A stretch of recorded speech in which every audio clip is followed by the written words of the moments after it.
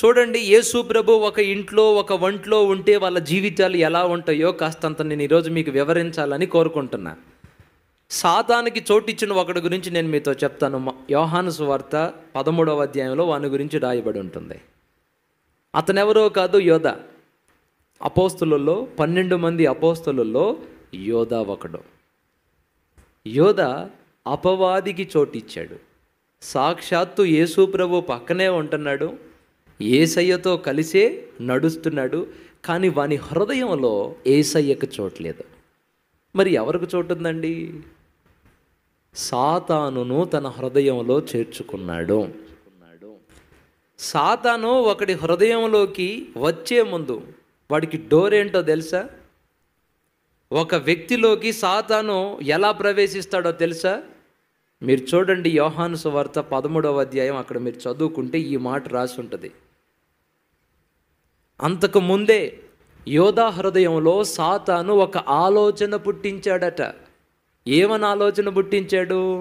యేసు ప్రభుని డబ్బులకు అమ్ముకుందాం, యేసు ప్రభుని అమ్ముకొని సొమ్ము చేసుకుందాం, ఆయనతో జీవితం ఏదో సంతోషంగా ఉంటుంది, ఏదో అధికారం ఇస్తాడు, సింహాసనం ఇస్తాడని అనుకుంటే సంచంతా ఖాళీ చేస్తున్నాడు.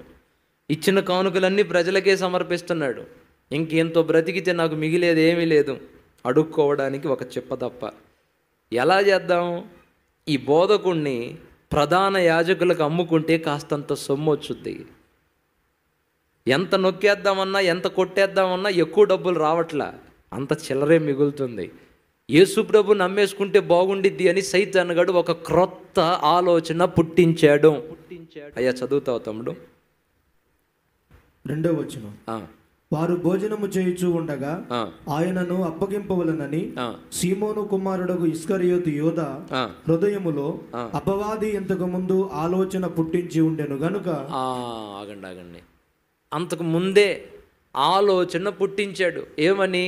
యేసయ్యని అమ్ముకుందాం, యేసయ్యని బజారులో వ్యాపారానికి పెడదాం, బేరం ఆడదాం, డబ్బు చేసుకుందాం, మంచిగా బ్రతుకుదాం. ఈ ఆలోచన ఎవరు పుట్టించారంట? వాక్యం ఏం చెబుతుంది? యోధాకి తనంతట తానుగా పుట్టిన ఆలోచన. చెప్పండి, యోధాకి తనంతట తానుగా పుట్టిన ఆలోచన. స్పష్టంగా లేఖనం చెప్తుంది, సాతాను ఆ ఆలోచన పుట్టించాడు. ఒకసారి గట్టిగా స్తోత్రం చెప్తారా? గట్టిగా చెప్తారా? మన హృదయంలో కొన్నిసార్లు రకరకాల ఆలోచనలు పుడతాయి. మనం అనుకుంటాము ఇవి మనకుగా కలుగుతున్నాయి అనుకుంటాం. సహజంగా మనకొచ్చి మనం అలా ఆలోచిస్తున్నాం అనుకుంటాం. కాదు, కొన్ని మన ప్రమేయం లేకుండానే మన మనసులో పుడతాయి. సైతాను పుట్టిస్తాడు. ఇప్పుడు ఆ పొలంలో కరివేపాకు ఉందండి. ఒక మనిషి విత్తనం వేయకుండా అక్కడ చెట్లు ఉన్నాయా? ఇప్పుడు కళ్ళ ముందు మనం చెట్లు చూస్తున్నామంటే ఎవరో ఒక రైతు కాసిన విత్తనాలు అక్కడ చల్లాడు. ఆ భూమిలో ఒక విత్తనం వేశాడు, అది మొక్కై మొలిచి పెద్దయింది. ఈరోజు ఎవరు వేయకుండా చెట్టు ఉండదు కదా. అలానే చెప్తున్నాను వినండి. మీరు అనుకుంటారు స్వతహాగా ఈ ఆలోచనలు నాకే పుడుతున్నాయని, కానీ కొన్నిసార్లు సైతాను కూడా కొన్ని ఆలోచనలు పుట్టిస్తాడు. ఈ యోధాకి యేసయ్యను అమ్ముకుందామని ఆలోచన పుట్టింది. పుట్టిన ఆలోచనని చంపాలిగా. ఏమంటే పుట్టిన ఆలోచనని చంపాలా లేదా? కానీ వాడు ఏం చేసాడో తెలుసా? ఒక విత్తనం భూమిలో పెడితే నీళ్లు పోసాడు, ఎరువేసాడు, బలం మందు కొట్టాడు, చెట్టు పెద్దదయ్యేటట్టు తీసుకోవాల్సిన చర్యలన్నీ తీసుకున్నాడు. ఒక ఆలోచన అలా వేశాడండి.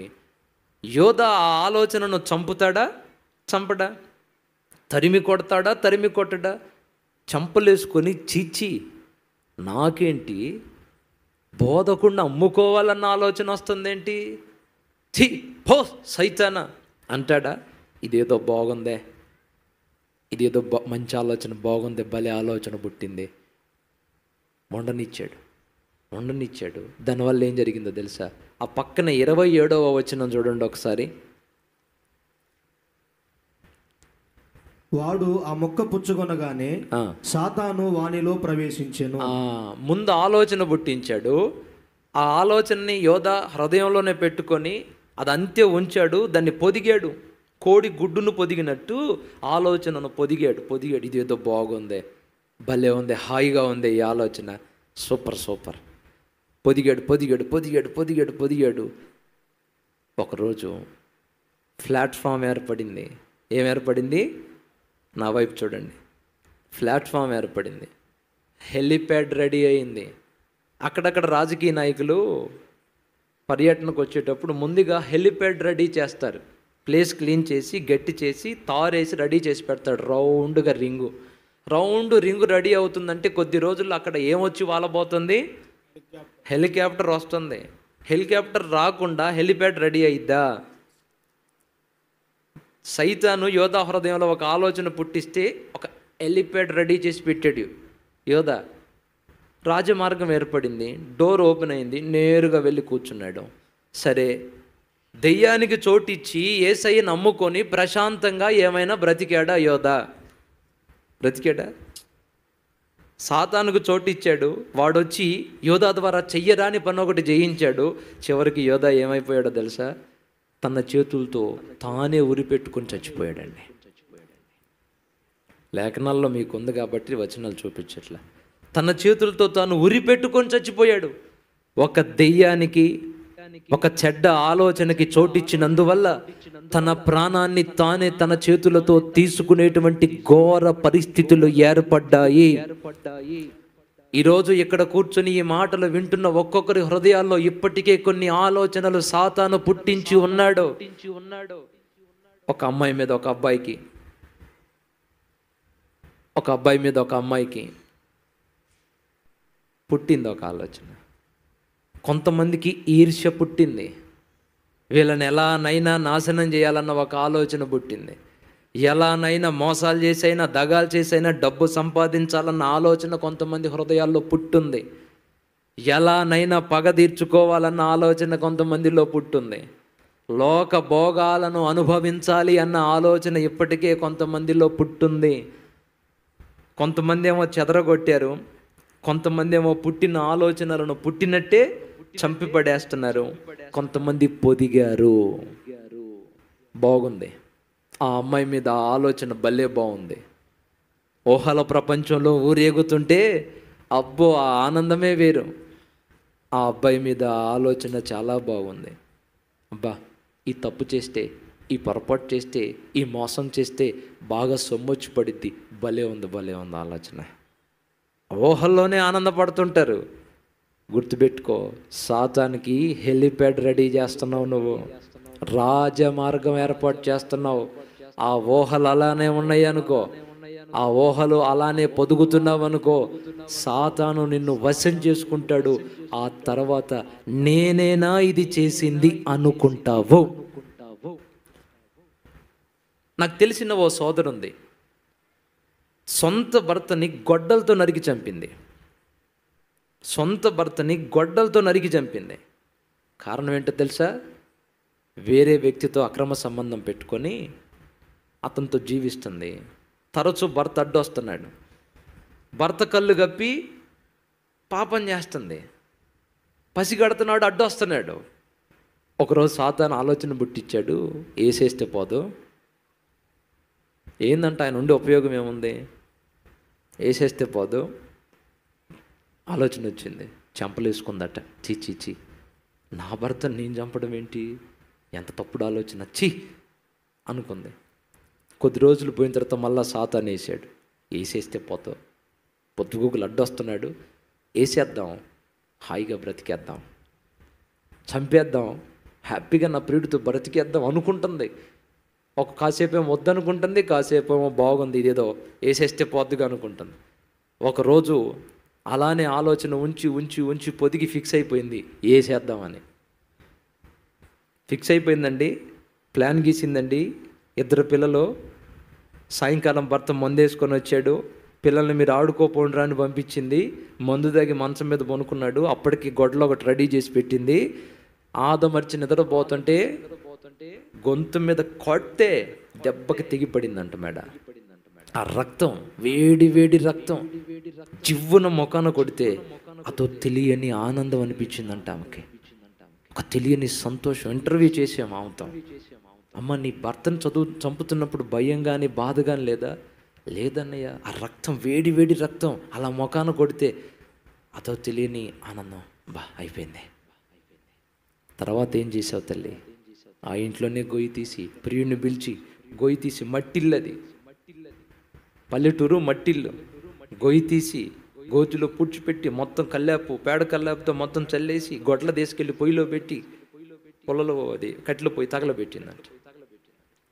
అమ్మా, సొంత భర్తను చంపేటప్పుడు ఏ భయం వేయలేదా నీకు అన్న? ఆలోచనలు వచ్చినప్పుడు కాస్త భయం అనిపించిందన్న. నా భర్తను చంపితే నా పరిస్థితి ఏంటి, నా పిల్లల పరిస్థితి ఏంటి, జైలు పాలైపోతానేమో కదా అనిపించిందన్న. కానీ తరచూ అదే ఆలోచన, అడ్డొస్తున్నాడు, ఏసేస్తే పోద్ది అనిపించింది. ఇక ఎప్పుడైతే ఒక ఫిక్స్ అయిపోయిందో, ఏసేద్దాం అనుకుందో, దెయ్యం పట్టేసింది. ఇక మనిషి లేదు, ఇక రాక్షసి రూపం దాల్చిందే. గొడ్డలు తీసుకొని మనిషిని చంపితే రక్తం ముఖం మీద పడితే హాయిగా ఉందంటే ఆమె మనిషా దెయ్యమా? మీరు చెప్పండి నాకు. ఆ వేడి వేడి రక్తం, వరకలో వేస్తున్న వేడి వేడి రక్తం మొఖాన తగిలితే హాయిగా అయిపోయింది, క్లోజ్ అనుకుందంటే ఆమె మనిషా దెయ్యం పట్టిందా? ఇందాక చెప్పాను చూడు, దేవుడికి నువ్వు చోటు ఇవ్వకపోతే నెక్స్ట్ వచ్చి కూర్చునేది సాతానే. చెయ్యరాని కార్యాలు చేసేటట్టుగా ఆయన నిన్ను వదిలిపెడతాడు. ఒక్కసారి ఆయన పక్కకు తప్పుకున్నాడా, ఇక నువ్వు మృగముతో సమానం, మృగమైపోతావు. జైలు పాలైపోయి అంతా కోల్పోయి నేనెందుకు ఇలా చేశానని గుండెలు బాదుకొని ఏడుస్తావు. సాతాను ఒక మనిషిలోకి ఎలా వస్తాడో చెప్తున్నానండి. ముందు ఆలోచన పుట్టిస్తాడు, దాన్ని పొదుగుతున్నాం అనుకో, ఇదేదో బాగుంది, ఇది చేద్దాం అనుకుంటా ఉన్నాం అనుకో, ఇక వచ్చి కూర్చుంటాడు వాడు, అంతే.